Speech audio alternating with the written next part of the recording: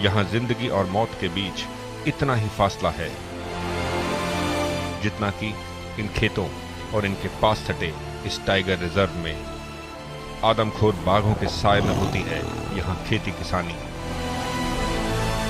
हर पल खौफ में रहते हैं यहाँ के किसान।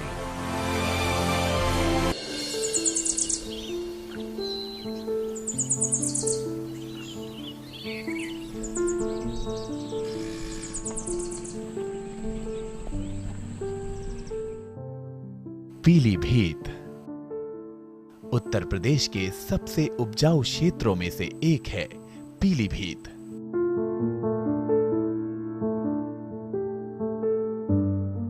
यहाँ के किसान भी बहुत मेहनती हैं।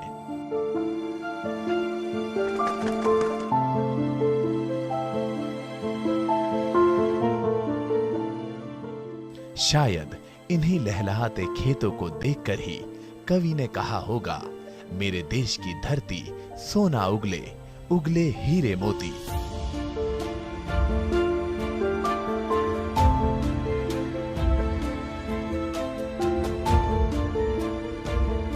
मगर एक बड़ी दिक्कत है तराई में फैले पीलीभीत में, वो ये कि इन खेतों के बिल्कुल बगल में ही है पीलीभीत टाइगर रिजर्व।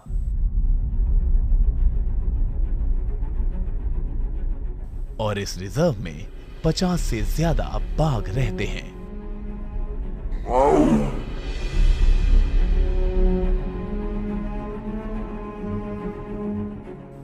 पहले, बहुत दशकों पहले, बाघों और इंसानों के बीच टकराव यदा कदा ही होते थे। दोनों ने ही अपनी अपनी सीमाएं तय कर रखी थी।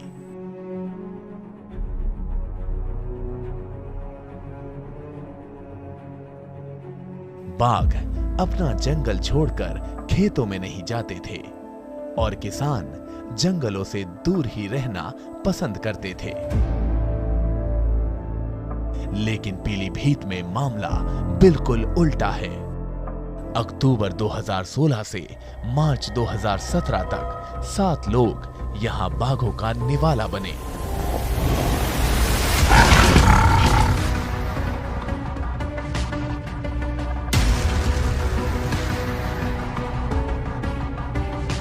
और ये सब के सब अपने खेतों में थे जब बाघ ने इन पर हमला किया।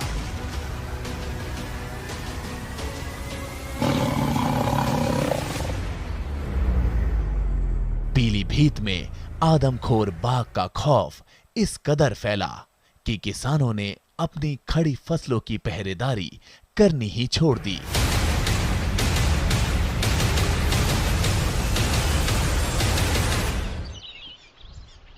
एक वक्त तो ऐसा लगा मानो इन खेतों में कर्फ्यू लगा दिया गया है। डर का ऐसा आलम कि हर कोई सूरज ढलने से पहले अपने घर जल्दी वापस जाना चाहता था।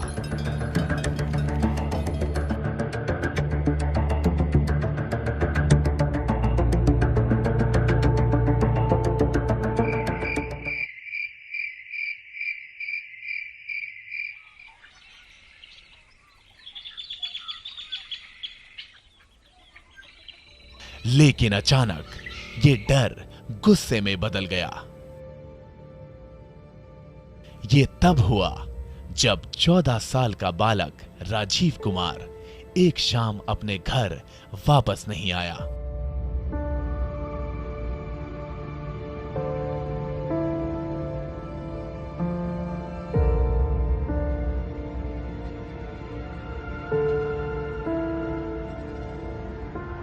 वो 10 फरवरी का दिन था।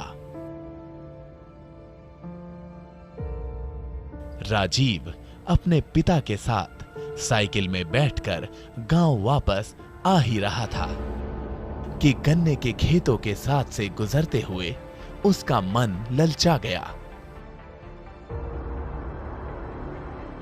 राजीव गन्ना तोड़ने खेत के थोड़ा अंदर गया। बेटे को जल्दी घर आने की हिदायत देते हुए उसके पिता ने साइकिल अपने गांव की तरफ घुमाई।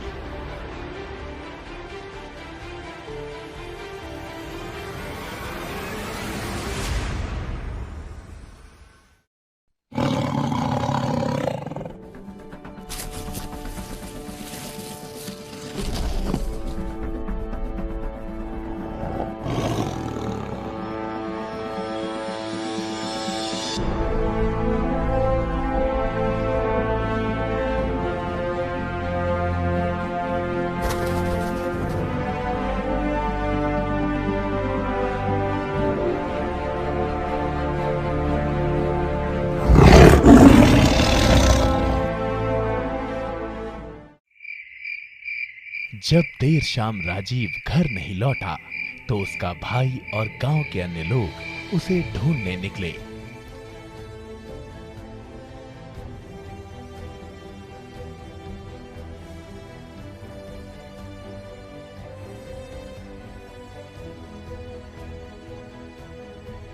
उनका डर सही निकला।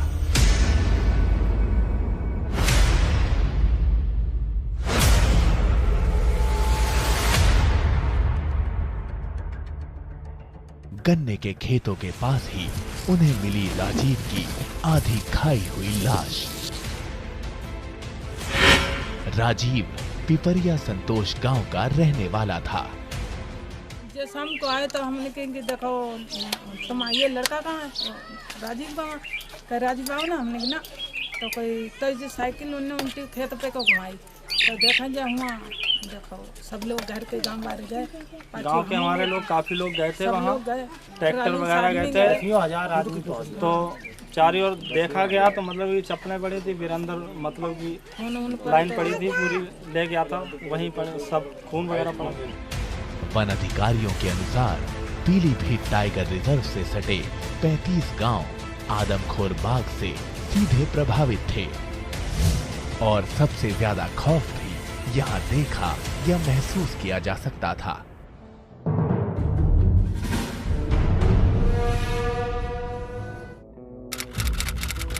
10 फरवरी 2017 तक 6 लोग बाघ का शिकार हो चुके थे। गांव वालों का आक्रोश चरम सीमा पर पहुंच चुका था। मौके की नजाकत को देखते हुए पीलीभीत का वन विभाग भी हरकत में आया। सबसे पहला काम था आदमखोर हो चुके बाघ को ढूंढना, और ये कोई आसान काम नहीं था। बाघ के डर के मारे किसानों ने खेतों में जाना ही छोड़ दिया था। लेकिन दिक्कत ये भी थी कि ये आदमखोर बाघ अपनी मनमर्जी से कभी जंगल से खेतों में आ धमकता तो कभी वापस जंगल की तरफ कूच कर जाता। बाघ को ढूंढना बेहद जरूरी था।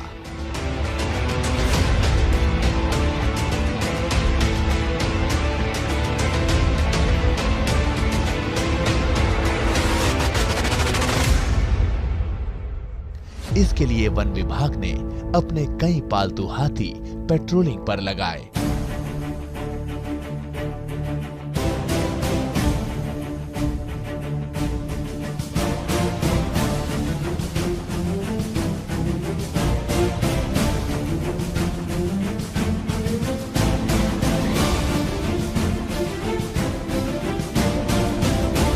ये हाथी न सिर्फ जंगल के किनारों पर ही गश्त लगा रहे थे, बल्कि आसपास के गांवों में काम करते किसानों पर भी निगाह रखे थे।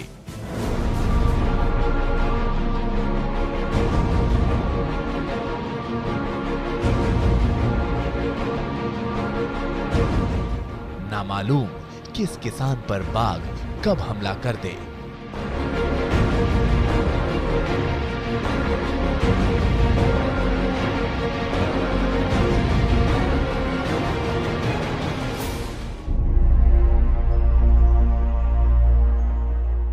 उत्तर प्रदेश के मुख्य वन संरक्षक संजय सिंह का मानना है कि पीलीभीत में यह हालात अचानक ही नहीं पैदा हुए। अपनी बात वो कुछ इस तरीके से रखते हैं। हमें अपने स्थानीय या फ्रंट लाइन स्टाफ जो है उनको इस तरह से ट्रेन करने की आवश्यकता है कि लगातार वो अपने क्षेत्र के जो कार्निवोर हैं उन पे उनके मूवमेंट पे नज़र रख सकें। इस प्रकार से हमें उनको सक्षम बनाना होगा, इक्विप करना होगा, जिससे कि अगर किसी कार्निवोर का मूवमेंट गांव की तरफ जैसे ही हो तो वो अलर्ट गांव वालों को दे सकें। साथ ही साथ गांव वाले भी प्रकृति से दूर होते जा रहे हैं अपनी मेन स्ट्रीम में विकास के कारण से। तो इस दिशा में हमारा ग्रामीण विकास विभाग, रूरल डेवलपमेंट डिपार्टमेंट का रोल अहम हो जाता है मेरे दृष्टिकोण से, क्योंकि उनको स्थानीय रूप से क्या अपॉर्चुनिटीज़ अपने आर्थिक स्थिति को सुधारने के लिए कर सकते हैं, जितना वो करेंगे उतना उनकी जो प्रकृति के या स्थानीय वन क्षेत्रों पे निर्भरता कम होती जाएगी। मानसिकता बदलने की ज़्यादा कहेंगे, जो वो प्रकृति का संबंध, उनका कनेक्शन टूट गया है, उसको फिर से इस्टेब्लिश करना होगा, क्योंकि वो ज़्यादा सदियों से इस वन क्षेत्र के किनारे रहते आए हैं या बहुत सालों से रहते आए हैं, तो उनका जो सामंजस्य है वो कहीं टूट गया है। वो स्थानीय जो वन्य जीव हैं, चाहे वो टाइगर हो या किसी भी प्रकार का कोई जानवर हो, चाहे वो डियर हो, तो उनके बिहेवियर के बारे में बहुत अच्छे से पहले समझते थे, अभी भी जानते हैं, लेकिन धीरे धीरे वो ऐसा लगता है कि संबंध कहीं टूट सा गया है, या वो ओवर कॉन्फिडेंस में उसको नज़रअंदाज करते हैं कि ये एक तरह की घटना हो सकती है। उधर टाइगर रिजर्व से सटे गांवों में तनाव लगातार बढ़ता जा रहा था।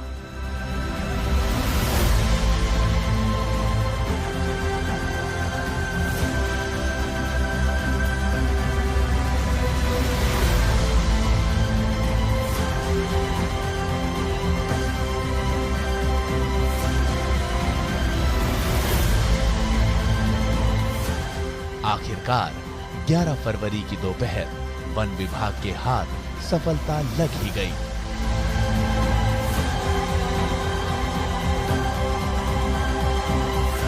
खोजी हाथियों ने बाघ को ढूंढ ही निकाला।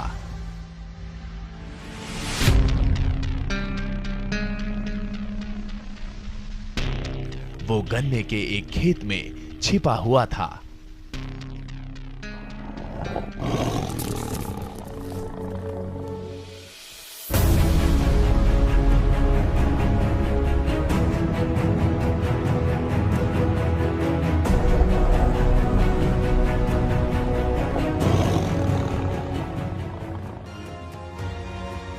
तय किया गया कि जान से मारने के बजाय बाघ को ट्रैंकुलाइज यानी बेहोश किया जाए, लेकिन वन विभाग की मुश्किल थी तेजी से बढ़ता ये जन सैलाब। अगर बाघ काबू से बाहर हो गया तो कई लोगों की जान खतरे में पड़ सकती थी, पर कुछ तो करना ही था। हिम्मत कर हाथियों पर बैठे अधिकारियों ने बाघ के निकट पहुंच उस पर ट्रैंकुलाइजिंग गन से वार किया। बाघ बेहोश तो हुआ, पर देखते ही देखते सैकड़ों गांव वाले बाघ पर टूट पड़े। अब मसला था बेहोश पड़े बाघ की जान को कैसे बचाया जाए।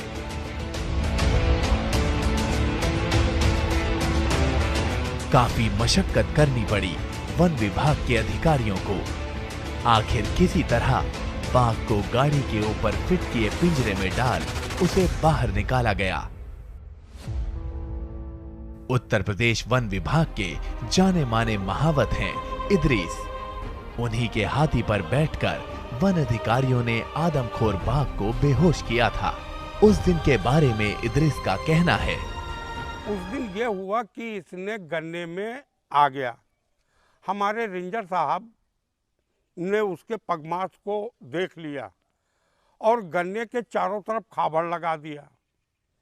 हम रुके हुए थे गढ़ा, वहाँ से हमारी हाथी पवन कली, गंगा कली, ये हाथियाँ वहाँ जब मौके पे आई तो रेंजर साहब ने बताया कि टाइगर इसी गन्ने में गया है और इसका पंजा बाहर नहीं निकला है गन्ने से, इसको देखा जाए। इतने में ये पक्का हुआ कि टाइगर इसी गन्ने में है। फिर वो मशीन मंगाई गई, उससे गन्ना को तोड़वाया गया और काफ़ी करीबी हम उसका बना लिए टाइगर का कि अब तो साहब जब टाइगर दिखा तो हमारे शुक्ला जी चिड़ियाघर वालों ने इन्होंने ट्रैंकुलाइज किया तो टाइगर दौड़ा भागने के लिए। तो जब वो भागना चाहा सामने वो हाथी पड़ गए, तो बटाली के मत्थे पे यहाँ पे 3 नाखून लग गए, खड़ा हो गया टाइगर।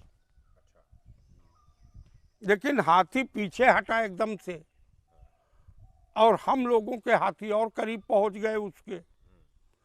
डॉक्टर साहब ने दूसरी डांट मार दी तो टाइगर 2 मिनट के बाद लेट गया। Samuel Singh Pilibhit tiger reserve से अच्छी तरह वाकिफ हैं। वो यहाँ रह रहे गांव वालों की पीड़ा को भी समझते हैं। वो मानते हैं कि गांवों और जंगलों के बीच नया समन्वय, नया तालमेल बिठाना होगा, तभी स्थिति में सुधार आएगा।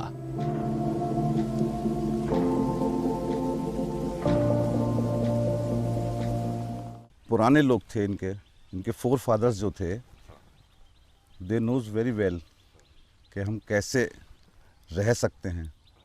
उनको फॉरेस्ट की बहुत ज़्यादा जानकारी होती थी। आज लाइफ स्टाइल बदल गया है, तो गांव-गांव तक मल्टीमीडिया भी पहुंच गया है, चैनल्स पहुंच गए हैं सारे। तो जितने भी यूथ है यहाँ का, तो उसका ध्यान यहाँ से हटता चला जा रहा है। उसको ज़्यादा जानकारी भी नहीं है फॉरेस्ट की, उसको ज़्यादा जानकारी नहीं होती, उसके बस उसी में ज़्यादा गुम हो गया है वो। तो इसीलिए वो चोट भी खा जाता है। उसको ये जानकारी नहीं होगी, ये पगमार किसका है, ये कहाँ से मेरे खेत में कौन जानवर आया है, कम लोगों को जानकारी होती है।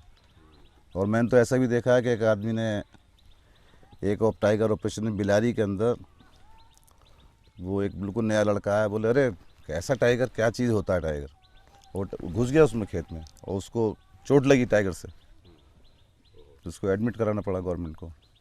तो ऐसे भी मैंने देखा कि क्या टाइगर होता है, तो जानकारी नहीं बिल्कुल भी। अब देखिए, आप देख रहे हैं कि कितने नेशनल हाईवेज हैं, रिवर इंटरकनेक्ट की जा रही हैं, कैनाल्स इंटरकनेक्ट की जा रही हैं। क्यों ना हम फॉरेस्ट पैचेस का भी एक कॉरिडोर को कनेक्ट करें एक दूसरे से, तो हो सकता है इस कन्फ्लिक्ट में कुछ कमी आए। अगर इसी टाइप से ऐसे और कॉरिडोर बन रहे हैं तो फॉरेस्ट कॉरिडोर भी एक हाँ, क्योंकि इस तरह के कॉरिडोर तो मध्य प्रदेश में हाँ, कई जगह पे बन रहे हैं और हमारी स्टेट में भी मैं समझता हूँ लागू हो जाए तो। कुछ ऐसा ही कहना है इस इलाके के अमीन का। मनुष्य पे यूँ हमला करता है जैसे मतलब बाई चांस कभी टाइगर शिकार पे होता है, ठीक है, टाइगर शिकार करते करते जो है गांव में आ जाता है। गांव में आने के बाद में जो है मतलब जो खुकारी होता है एक तरीके से, वो मतलब जो है शिकारी हो जाता है। तो मतलब उसको कोई भी जानवर मिले, मतलब जो है इंसान मिले, उसके ऊपर वार कर देता है। सदियों पुराना वो करार जो बाघ और गांव वालों के बीच था, वो अब पीलीभीत में टूटता नजर आ रहा है। गांव वासियों की भी मजबूरी है, सूखी लकड़ी लेने या फिर अपने पशुओं को खाना खिलाने के लिए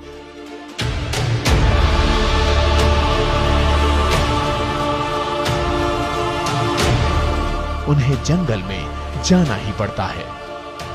ऐसे में बाघ की नाराजगी स्वाभाविक ही है। दोनों ही अपनी जमीन के लिए लड़ रहे हैं, दोनों ही चुनौतियों से जूझ रहे हैं।